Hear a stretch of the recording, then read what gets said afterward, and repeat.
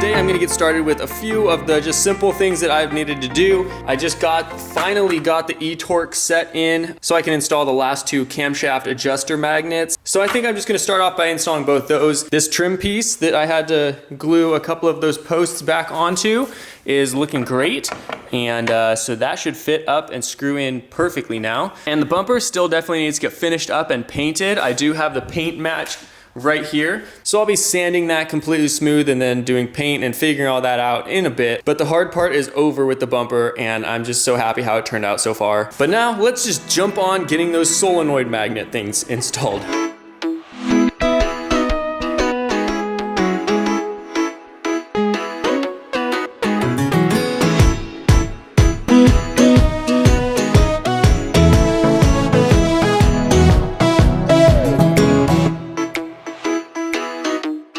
Alright, just finished that and let's get this diagnostic running.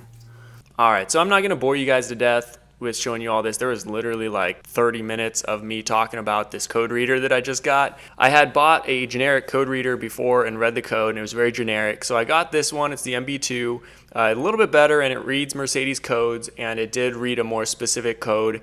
But then I got another one that's even better than that one. But then I also got an Autel scanner, which is really nice. It was like $500, not like a crazy one, but still pretty good. The Autel I definitely like best. I mean, it's really the best one. It's the most expensive one, and it's the name brand one of the other three that I tried. And the Autel read a lot more of the modules in the car, and it pulled up way more specific codes than the other ones. So definitely recommend the Autel. Pay a little bit extra to get that one if you're deciding between the cheap ones or an Autel name brand one. So with the Autel, it was giving me the codes that I knew.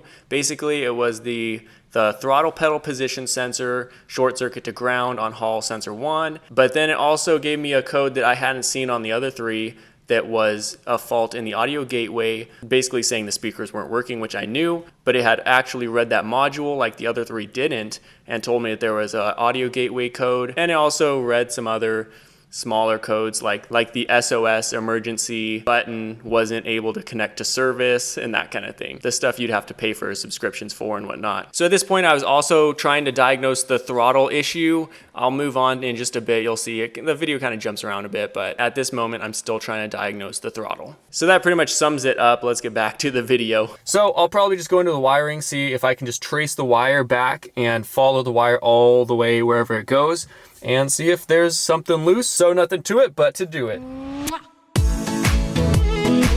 So Kurt had actually just got there. He was gonna finish up the second battery pack for the CB750 build, which we're very excited and have lots of big plans for. But at this point, I'm kind of getting discouraged with the throttle because I'm not finding anything wrong with it. I mean, everything looks fine, it should be working. So the next day, I just moved on to other stuff. And now I'm gonna repair the rear end with the carbon fiber trim. I took the old double-sided tape off with just a razor blade, and now just using some all-purpose cleaner, I'm going to clean up the bumper. Good. And now let's use some grease and wax remover and a shop towel to get all the wax and grease off of that bumper. All right, good. Then using a cheap vinyl wrap kit that I got on Amazon, should I go gloss carbon fiber or matte black carbon fiber? And that is looking good. But now I will go over the vinyl wrap with a heat gun lightly just to make it adhere better and form to the bumper just a little bit better. And with that done and looking good, the most important part, cleanup. Perfect. And with the lower bumper looking amazing now, I am going to add a universal lip spoiler on the back of this car.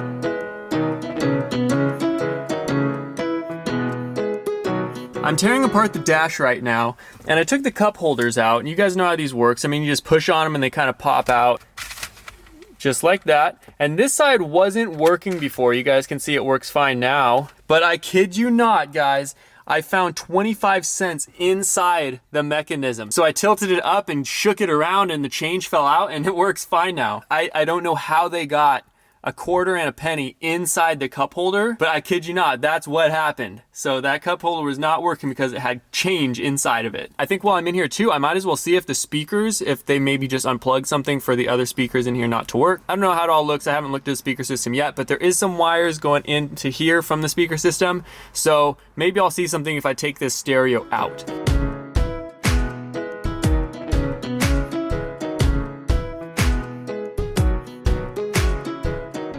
All right, boys, so I finished tearing the dash all the way apart, and I went ahead and inspected all the wires that I can see. All of them look completely fine. I was not able to trace the throttle wires to where they run because it looks like they run through the carpet here, but honestly, it all looks fine. So I'm thinking you guys may just be right, and it just needs to be reset or synced. Since it's a fly-by-wire system, it needs to be synced with the throttle body. It's probably something just in the software, or maybe a computer went out, or maybe a fuse is out. I don't know at this point, but it doesn't look like wiring to me.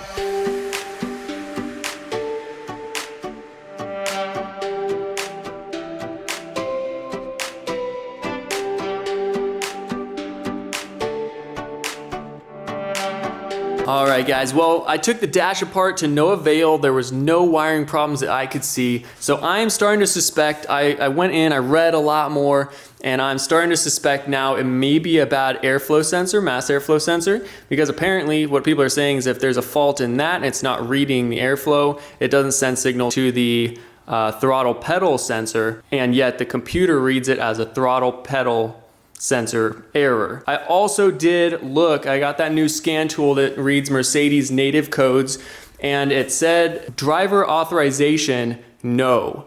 And so it may be in some kind of a maintenance mode. I feel like if the insurance claimed this car, maybe they had a mechanic disable the authorization so the key wouldn't be able to drive at high speeds. I'm not sure. I don't think there's actually any problem with the pedal itself. So I'm trying to look at other things that it might be. I just looked at the throttle body as well. The throttle body is very clean. I mean, there's nothing wrong with that. Throttle position sensor would have thrown a different code in the car if it was out, and it is reading throttle position. So I don't even think the throttle position sensor is out. I think it's either the mass airflow sensor, which isn't sending signal to the pedal and it's reading a pedal fault, or I missed something in the wiring for the pedal, or it's just on a mechanic mode kind of thing where they disable the key fobs so it doesn't run at full capacity. It idles, but it won't run. So it could be one of those three things still. But we'll keep trucking on with this. Kurt's over here building the battery.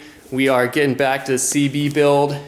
We do have some more parts coming in. We got something really special coming in that is gonna blow your freaking mind. But yeah, it's looking good. You guys definitely join the series if you guys haven't yet. This is some pretty crazy, groundbreaking stuff and technology for motorcycles that we're doing here. So definitely check that out.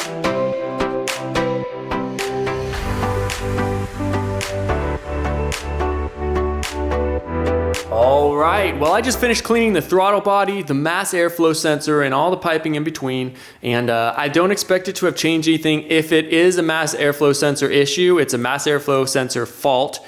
I'm gonna give it a start. I'm not expecting it to have changed anything, but we'll see how she does.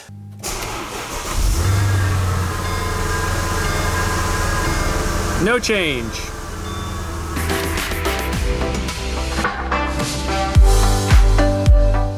All right, so at this point in the video, I kind of just stopped explaining what I'm doing. It had been several days trying to work on this stuff, trying to figure stuff out, and a lot of the stuff wasn't really coming to fruition like I hoped it would. So it was kind of getting discouraging at this point. So I was kind of just trying to truck through everything for you guys and get a video out. So I'm actually starting to dive into the audio gateway problem and trying to diagnose the speakers, why they're not working, and it could actually lead to a solution for the throttle fault too. So I was thinking I'd just finish these things up and work on the throttle last, because these smaller things may have a solution for that. So all right, let me explain briefly what I'm doing. As the little things start to happen, this video gets a little bit more scattered. So let me just run you guys through what I'm doing. I picked up an Autel scanner. This is a scan tool that's, I mean, this one was only like $500. There's much more expensive Autel scanners, but this reads pretty much every module in the car and tells me exactly what's wrong. So this guy actually detected an error in the audio gateway. I knew that all the speakers weren't working except that one tweeter there. So I am actually ripping apart this back seat area here, and the throttle isn't worked out just yet, but I'm gonna start weeding out the stuff that I know that I have to fix anyway. So this is what I found. I took it all the way apart. This is the audio gateway, by the way. The stock amplifier is down there. So as you guys can see here, this is what I'm looking at right here. So you guys can see all the aftermarket wiring. They spliced into the audio gateway up top here, and then they ran a bunch of aftermarket wires here. So I think if I unplug the ones that they ran and just plug the stock ones back in, I think it should work. But luckily it doesn't look like, at least right now, and I'm not a professional, it doesn't look like there is any irreparable damage here to the wiring harness, so I think we should be okay on that front. But there's nothing to it but to do it. Let's give it a try and cross our fingers and hope this wiring harness isn't shot. So behind the seats is actually a lot smaller than it looks here on the video, and I was hunched over that small little area, kind of had to contort my body for like 4 hours just trying to get these wires soldered in and get everything reconnected. The people who installed the aftermarket speaker system basically just cut the entire, they basically grabbed all the wires and just cut them all right off of the stock amplifier. So I had to reconnect all those wires, probably about 20 different wires, but it was a very small space. All right, boys, I got it as best as I could. So let's give it a test, dude. I am really hoping that this goes well because that was a really big pain to do. And also, fun fact, this is actually the upgraded Bose sound system that there was an option on this car back in the day. So this stock sound system should pump pretty good. So it's just a shame that they cut all the stock wiring from it. So let's see if it works, boys. Please.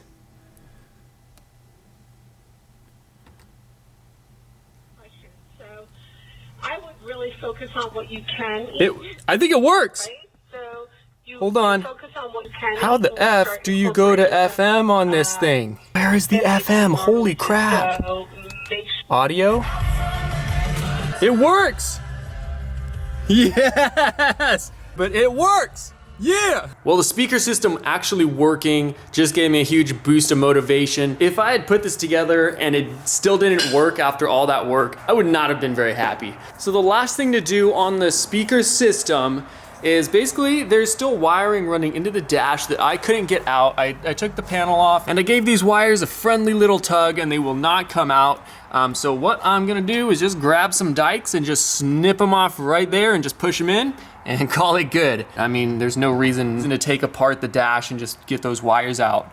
That's just another headache and doesn't affect anything. So that's what I'm planning to do.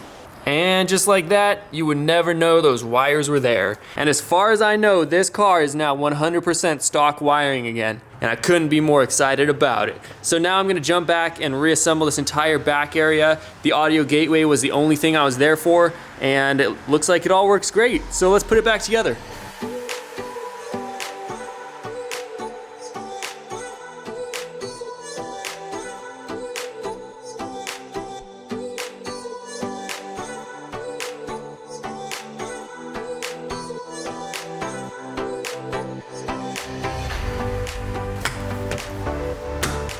All right, and with all this finished, I think I'm gonna call it a night.